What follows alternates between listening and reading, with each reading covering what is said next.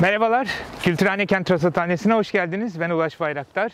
Her hafta olduğu gibi bu haftada Friedrich Ebert Stiftung Derneği'nin desteği ve Mekanda Adalet Derneği ile işbirliği içinde sizleri kentlerde ve kentsel politikalarda bir tura çıkarıyorum. Ve bugün bu turu artık deneme bu. Kentin turunu kentin içinde yapmaya karar verdik. O kapalı stüdyodan çıkıp acaba kentin göbeğinde kenti konuşabilir miyiz diye bir deniyoruz bakalım. Ve ilk programı hemen evin yakınında Mezitli Viranşehir'de Soli Pompei'nin sütunlu yolunun ucunda yapıyoruz. Buradan bakalım nerelere gideceğiz. İlk olarak Rusya'ya gidelim istiyorum. Kemal Büyüküksel'in bir tweetine rastladım. O tweette bir kare içinde Rusya'nın 3 mimari dönemini fotoğraflamış ya da o fotoğrafı paylaşmış. Çarlık Rusyası, arkada Sovyetler Birliği'nin Moskova'sı ve en arkada Putin'in Moskova'sı olarak bir fotoğrafta o 3 dönemi görebiliyorsunuz. Bizde de böyle dönemler var. O kentin kendi dinamikleri içinde şekillenen kent katmanları var. Bunun çok güzel bir örneğini çok başvurduğum, çok paylaştığım bir resimdi bu. 2013 yılında Radikal Gazetesi'nde, rahmetli Radikal Gazetesi'nde sevgili Serkan Ocak paylaşmıştı. Bir depreme dayanıksız olduğu için yıkılan bir binanın çevreye de nasıl bir tehlike yarattığına dair bir haberdi. Ama o kare içinde Türkiye kentlerinin geçtiği 5 dönemin hepsini görebiliyordunuz. İşte görüyorsunuz, gecekondu, hemen arkasında katlı gecekondu, kat çıkılmış. Hemen arkasında apartmanlar var artık, birazcık daha böyle müteahhit elindeymiş. Hemen yanında mimar eldeymiş artık, görüyorsunuz Fransız balkonları var. Ve en arkada da işte rezidanslar, plazalar, bütün o kentsel dönüşümün çehrelerini, katmanlarını gördüğünüz bir fotoğraf. Dolayısıyla Türkiye'deki kentleşmenin dönemlerini de o fotoğraftan izleyebiliriz. Tabii oraya yeni katmanlar ekleniyor. Özellikle bu pandemi dönemi bütün dünyada olduğu gibi Türkiye'de de kentleri önemli ölçüde değiştirecek gibi çok konuştuk. 15 dakikalık kentler, 20 dakikalık kentler ve işte ulaşım tercihlerinin değişmesi, konut politikalarının değişmesi. Bunlardan biri hep konuştuğumuz gibi bisiklet. Yine bisiklet. Görüyorsunuz sebebini de arkada. Benim de özel olarak çok ilgilendiğim bir alan olduğu için Dünya Ekonomik Forumu'nun bir haberine rastladım. Ve Dünya Ekonomik Forumu Avrupa Bisikletçiler Federasyonu'nun verileriyle nasıl bu pandemi sürecinde bisikletin kentsel hayatta nasıl bir değişiklik yarattığını gösteriyor. Çünkü insanlar toplu taşımaya binmekten çekinir oldular ve bisikletle, motosikletle, scooterla gidiliyor. Ve bu sadece bir kişisel bir tercih değil, eğilim değil, kent yönetimleri de buna ve ülke yönetimleri de buna çok ciddi yatırım yapmaya başladılar, fon ayırmaya başladılar. İşte verilere göre kişi başına düşen yeni bisiklet altyapısına yatırım Finlandiya'da 7,76 euroyu buluyor. İtalya'da 5 euro civarı, Fransa yine 4,91 euro, Birleşik Krallık'ta 4,80, ondan sonra Litvanya 2,61, sonra Belçika, Danimarka ve Portekiz 55 sent ile 29 sent arasında, en altta da İspanya var 17 sentle. Dolayısıyla kentler ciddi bir şekilde bisiklet altyapısına yatırım yapıyorlar. Bu kişilerin kent içi ulaşımında bisikletin daha tercih edilebilir bir araç olması için altyapı düzenliyorlar. Mersin'de de hemen yanımızda küçücük bir bisiklet yolumuz var. 400 metre uzunluğunda böyle tur atmak için herhalde olan bir bisiklet yolu. Fakat başka bir Aposto'dan Mehmet Şimşek'in bir haberinde rastladım bunu Salı günü 17'sinde. O Street Blog Amerika'da bir habere dayandırılarak bu bisiklet eğiliminin çok da sürdürülebilir olmayabileceğine dair bir gözlemi paylaşıyor. Çünkü bu aşıların başarılı olmasının ortaya çıkmasından hemen sonra bisiklet üreticilerinin ve bisiklet yedek parça firmalarının hisselerinin ciddi oranda düştüğünü, buna karşın araba ve işte Uber gibi arabaya dayalı iş yapan şirketlerin hisselerinde ciddi yükselişler olduğunu, öyle az buz da değil. Giant'ın hisseleri %9 değer kaybetmiş. Shimano Shimano'nunki %13.1 düşmüş, en büyük yedek parça üreticisi. Dolayısıyla finans kapital artık yönünü tekrar klasik, daha çok beslendiği, çünkü bisikletten çok fazla büyük bir rant elde edilemiyor, o araç firmalarının yönüne dönmüş. Dolayısıyla bunun ne kadar sürdürülebilir olduğunu, bu pandemi süresince ki ilginin ne kadar devam edeceğini merakla bekliyoruz. Eğer devam ederse gerçekten kentsel alışkanlıklarımız ve kentsel altyapılar çok ciddi değişikliğe uğrayabilir. Tabii bu değişiklik bir yandan da bu bisikletin kentteki kullanımını kolaylaştıracak bir takım arayüzleri de gerekli kılıyor. Bisiklet yol haritası gibi, yani düşünsenize, gitgide artan, işte Konya'da 550 kilometreyi bulan bir bisiklet ağından bahsediyoruz. Artık bir yerden bir yere gitmek için o bisiklet haritalarına da başvurmak gibi bir ihtiyaç var. Buna yönelik 2017 tarihli bir habere rastladım. Bloomberg City Lab'de Andrew Small imzalı bu haberde Michael Graham adlı bir kişinin sadece bu bisiklet haritalarını daha kolay, daha anlaşılır yapmanın yolunu düşünerek birazcık bu metro haritalarının A tipi, örümcek A tipi tarzını bisiklet haritalarına uyarlamaya karar vermiş ve bunu kendisi yapmış işte. Onun hikayesi var, linkte görebilirsiniz. Bu çok ilginç geldi bana.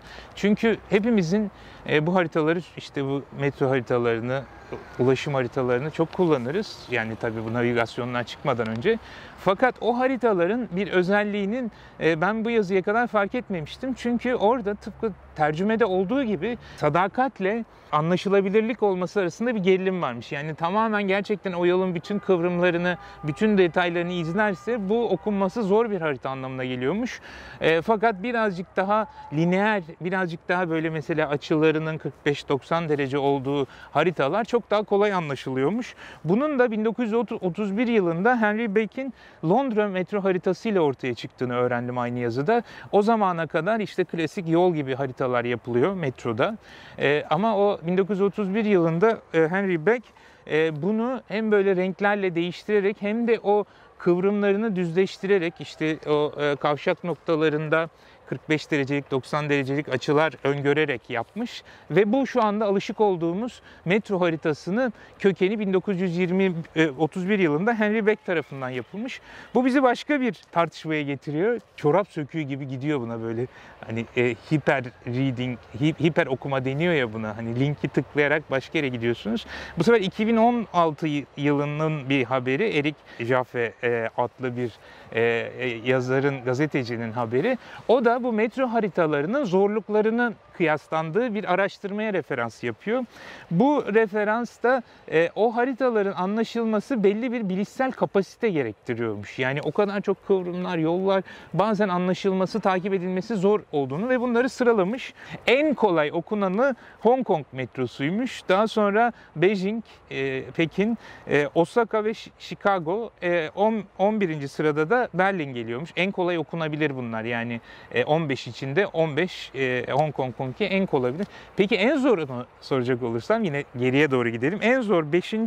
metro haritası, anlaşılması zor, bilişsel kapasite gerektiren Madrid'miş. Sonra Londra, sonra Tokyo, 2. sırada Paris ve en zoru da New York'un metro haritasıymış.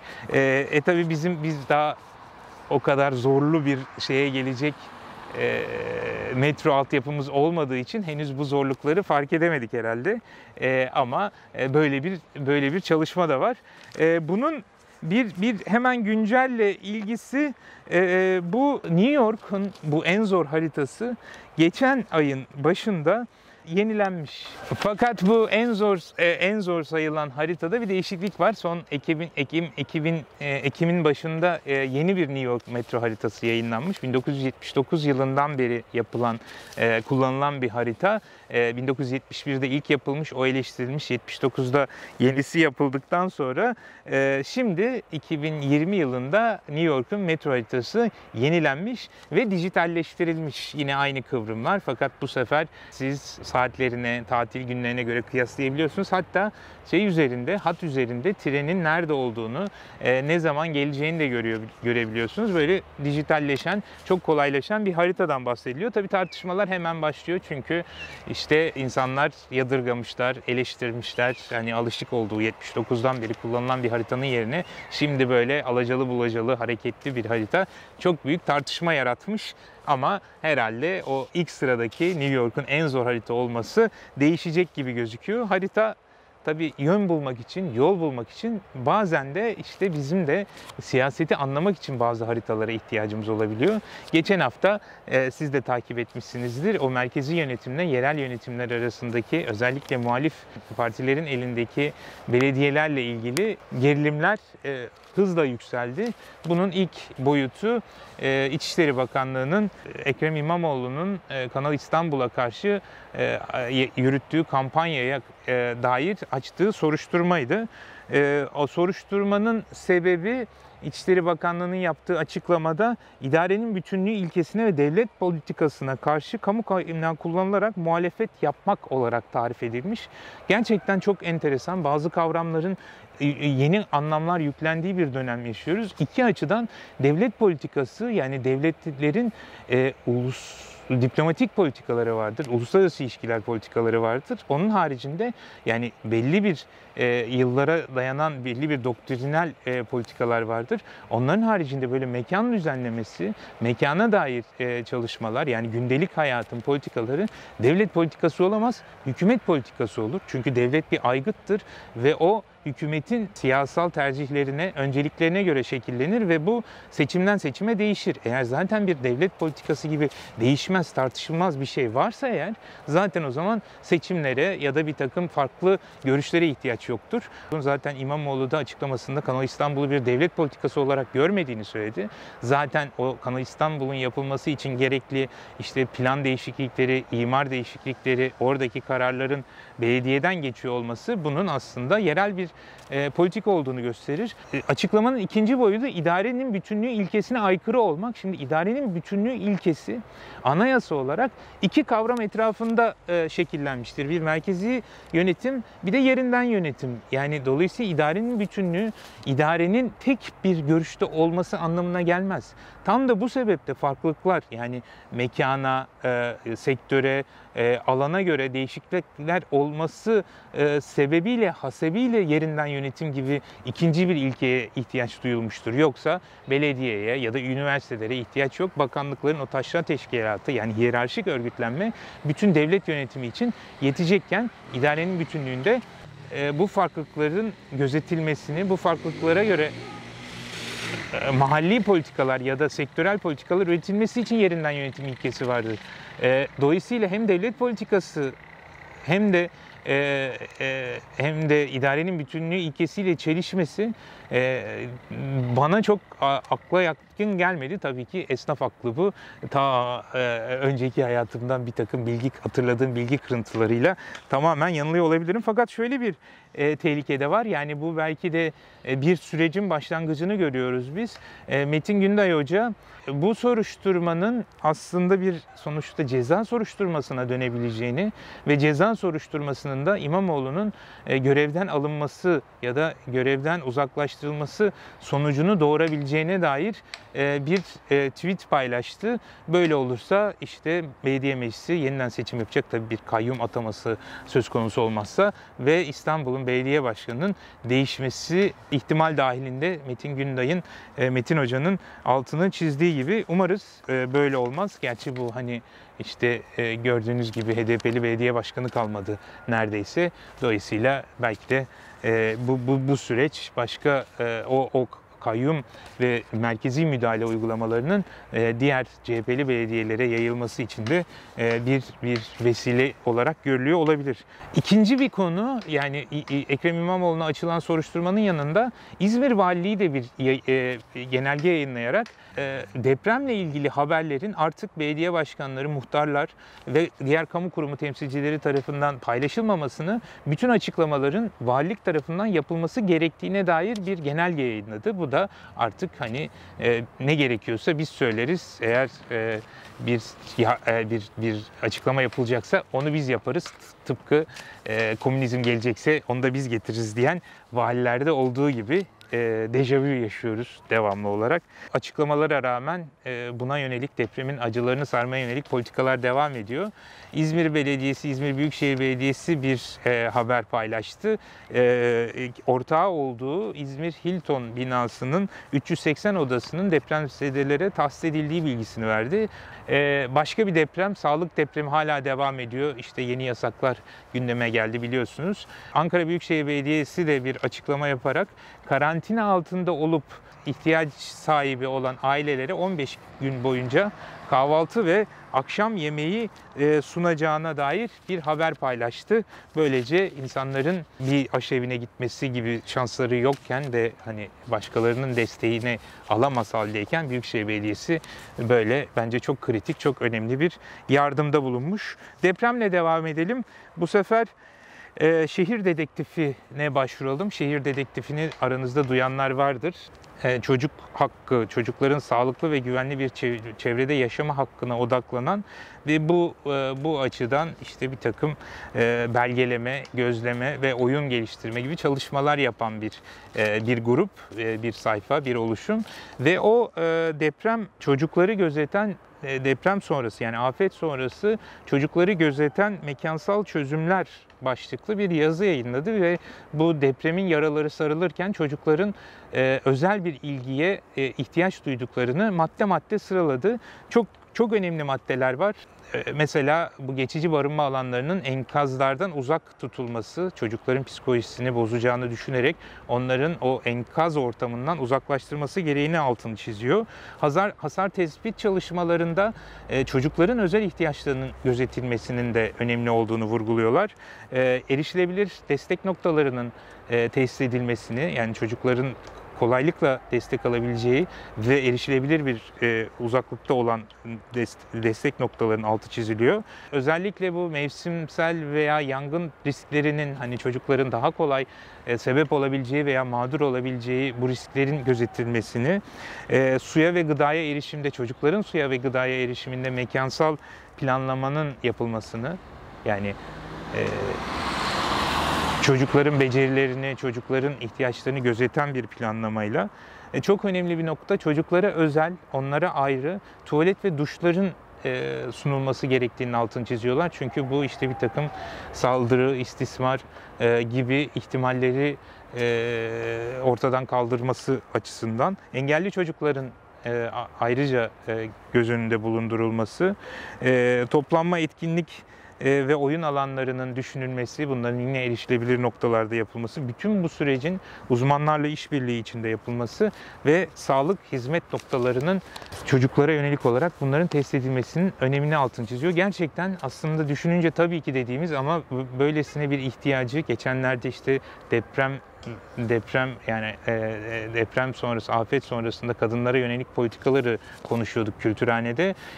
Şimdi çocuklara yönelik politikaların da özellikle gözetilmesi gerektiğini anlıyoruz. Böyle gayet açık bir şekilde sıralanmış. Ellerine sağlık.